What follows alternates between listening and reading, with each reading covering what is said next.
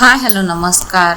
आजच्या व्हिडिओमध्ये आपण माहिती बघणार आहे शिवपूजेतील बिल्वपत्राची संपूर्ण माहिती। ही माहिती जाणून घेण्यासाठी हा व्हिडिओ शेवटपर्यंत पूर्ण नक्की पहा।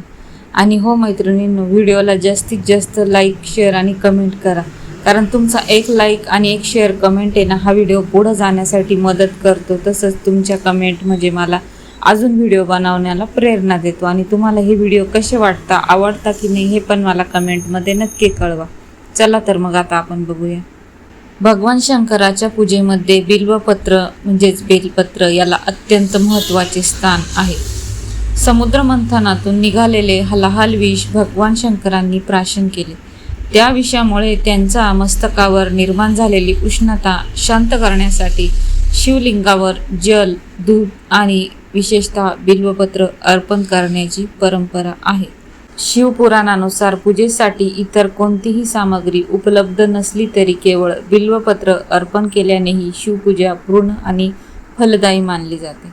बिल्वपत्र अर्पण करण्याचे लाभ व मंत्र तर बघा, भगवान शिव लवकर प्रसन्न व्हावेत यासाठी बिल्वपत्राच्या तीनही पानांवर लाल चंदनाने राम किंवा ओम नमः शिवाय लिहून अर्पण करावे।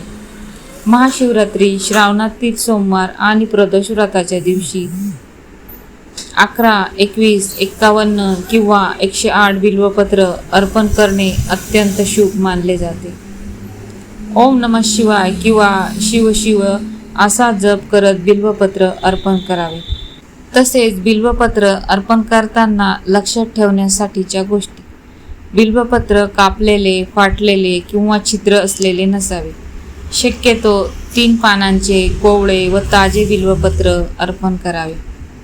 बिल्वपत्राचा गुळगुळीत भाग शिवलिंगाकडे खाली ठेवावा। देठावरील जाड भाग काढून मगच अर्पण करावा। अर्पण करण्यापूर्वी बिल्वपत्र स्वच्छ पाण्याने धुवावे। तसेच बिल्वपत्र तोडण्याचे नियम: चतुर्थी, अष्टमी, नवमी, चतुर्दशी, अमावस्या, संक्रांत आणि सोमवार या दिवशी बिल्वपत्र तोडू नये। ताजी बिल्वपत्रे उपलब्ध नसल्यास पूर्वी अर्पण केलेली बिल्वपत्रे स्वच्छ धुवून पुन्हा अर्पण करता येतात, कारण बिल्वपत्र कधीही शिळे मानले जात नाही। दुर्मिळ बिल्वपत्रांचे महत्त्व बघा, 3 पानांचे बिल्वपत्र त्रिदेवांचे प्रतीक आहे। 4 पानांचे बिल्वपत्र ब्रह्मस्वरूप आहे आणि 5 पानांचे बिल्वपत्र साक्षात शिवस्वरूप आहे। नेपाळमध्ये 6 ते 21 पानांची दुर्मिळ बिल्वपत्रेही आढळतात। बिल्वपत्राची वृक्षमहिमा सांगायची झाली तर बिल्ववृक्ष हा साक्षात भगवान शिवांचे स्वरूप मानला जातो।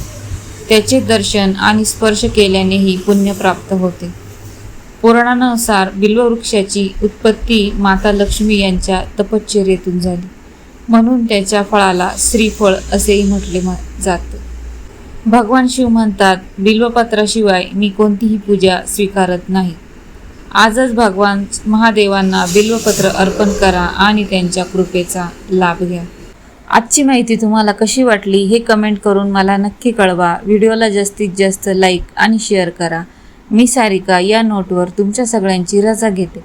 भेटूया पुन्हा अशाच आध्यात्मिक धार्मिक माहितीसह पुढच्या व्हिडिओमध्ये। तोपर्यंत सगळ्यांना हर हर महादेव।